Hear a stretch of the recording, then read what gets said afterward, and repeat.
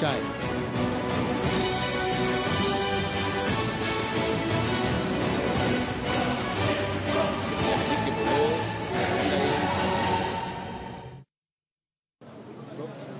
A journalist's calling at times is to report from the front lines, shadowed by the security forces. But this time, not even the journalists were spared from a police engaging in running battles with protesters. When we arrived here, we also met hostility from the youth who are accusing the media that they've gone silent, whereas they've been actually undergoing torture entire night. So that is the situation that we are sort of encountering here. And if I can just turn this way, or if you can move this way, turn this way with me. That is a police vehicle, the two land police, administration police, and regular with a convoy, actually a convoy that is driving in. That is the situation here. So this is Karanja Road. This is Karanja Road. The top, I think 3 lorries that are moving in. The police have actually made it clear to the media that no going beyond this. And I think they are going to ferry the officers that have repulsed the youth. Yes, the police don't want the press near them. You can see now it's the press that is being tear gassed by police officers. That is, the police actually don't want the media to go past this point. Now you can see now it's the media that is being tear gas being fired at the media. But we will try to stretch our luck a bit more beyond this point.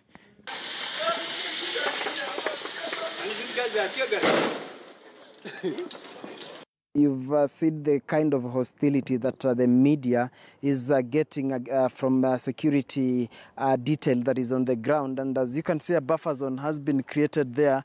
You can be able to see the international media coming down. Unfortunately or fortunately, we were the only Kenyan media that was courageous enough to start reporting on the post-declaration of the presidential results events. So we were the only ones.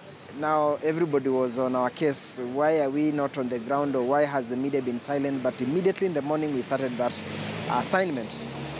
Then when the police came for us, it was a shocker because I didn't anticipate that they'd be stopping us to do our job, which is basically to give an update on what is happening as of that moment. Apparently there was pressure from the government that no media should do live coverage, more so because they didn't know what would happen. There are some that were of the opinion that doing live coverage, showing people who are protesting, it might trigger off the same, that people might see what is happening elsewhere, then decide that they also want to do the same. Immediately when we started, first of all, there's a police officer that actually fired a tear gas canister my direction, and we were live.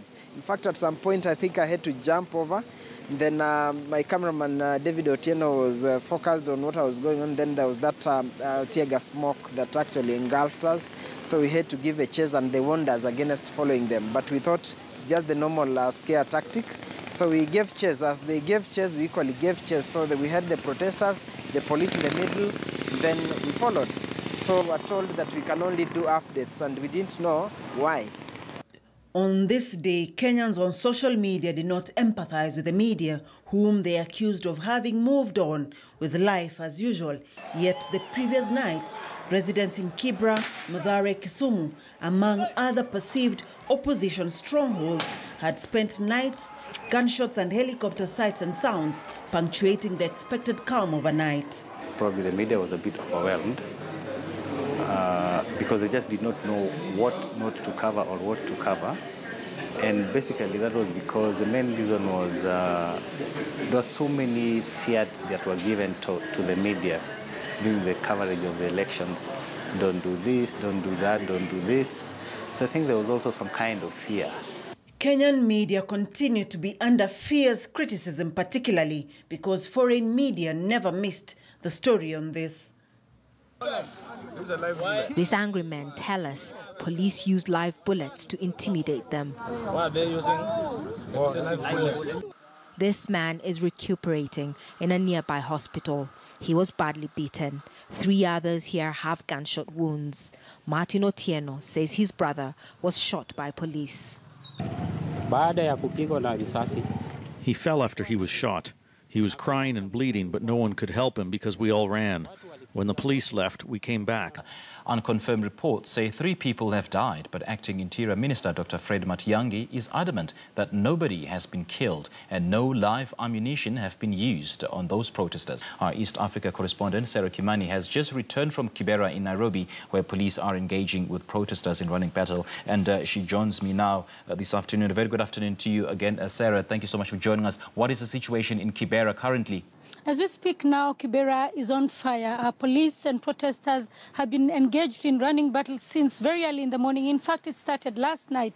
And those police who are there are using live ammunition indeed, because we have proof in our pictures. They're firing tear gas and also they're using water cannons. The Fourth Estate was accused of either being silenced by some external influence or being under unnecessary self-censorship. That is where I say there's a thin line between free media and controlled media. They are free on paper, but not free per se. Efforts were being made left, right, center to stop us from going on with that particular live broadcast. And before our arrest, remember, we had reached a compromise that we'll only be doing top-of-the-hour updates. So that was actually the last time we were going live. So we had already made it clear that we'll not do continuous because the pressure was too much. So we had to sort of oblige. We were only to do top-of-the-hour coverage, but that unfortunately did not happen because immediately I received the final instructions. They came for me. The postings were being made that these things were happening in some areas which probably we could not access at that time because most of this, like informal settlements and all that, we could not access them at that time because of lack of security or poor security. So I don't know whether probably the media, maybe we needed to be given more security or media houses needed to work on providing security to the journalists. Maybe we could have covered it.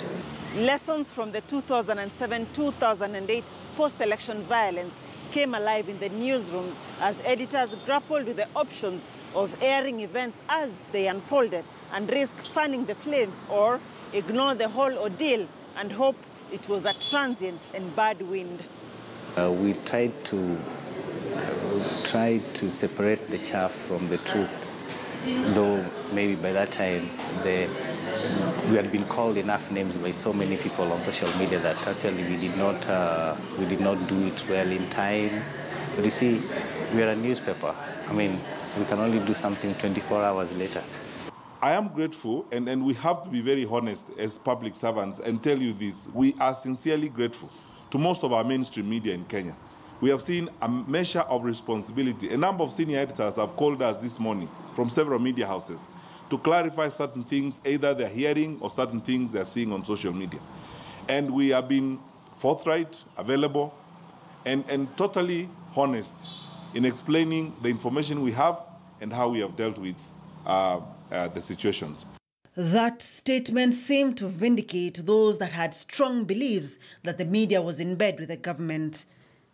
But mainstream media soon caught up, and when put to task about police brutality in an interview with NTV, the Inspector General of Police, Joseph Boynet, had a jaw-dropping answer. A 6-month-old baby, Samantha Pendo, was killed as part of an operation to quell post-election demonstrations in Kisumu. What do you have to say about the death of baby Pendo? Very regrettable. But it's a matter that we are investigating, and I'm certain we'll get to the bottom of that matter. It's been more than a month. How deep are you in this getting to the bottom of this matter? The latest brief I got from this year is that there was a bit of a delay, actually a lot of delay, not from our part, but very sadly and understandably so on the part of the parents because they were traumatized and could not come forward to record statements, which we have done in a few days ago. So the process is ongoing and we'll get to the bottom of that matter. 6 months old, killed by anti-riot police. How does that make you feel? I don't think, well, but as a human being, I don't believe any sane police officer would hit a 6-month-old baby as it is put out in the public. But let the investigators get to the There are facts to that incident, Inspector General, and I think it will be important. I don't have those facts. It will be important to stick to the facts on this matter. Policemen went to the home of the parents of this child, and one of them, using a baton, struck the mother who was carrying a baby on the back. I don't have those facts. I'll wait for the investigators to You find. do have these facts, I don't. Inspector General. I don't. If I had, I'll tell you. Why should I hide? So what are you investigating? The circumstances under which, as required by the law, that death occurred. Do you accept that this also is a very dark illustration of police brutality? I don't understand what you mean by police brutality. From what Kenyans see on social media and mainstream media, it has become almost impossible to differentiate a protester and a looter, or police maintaining peace and police using excessive force being brutal. Fast forward to September, and the media is overtaken by the ground-shifting Supreme petition, and it was almost business as usual until October. The famed no reforms, no elections protest called by the NASA team took center stage. Bullets, clobbering and tear gas befell anyone on its way, yet again, child or adult, on the streets or in school.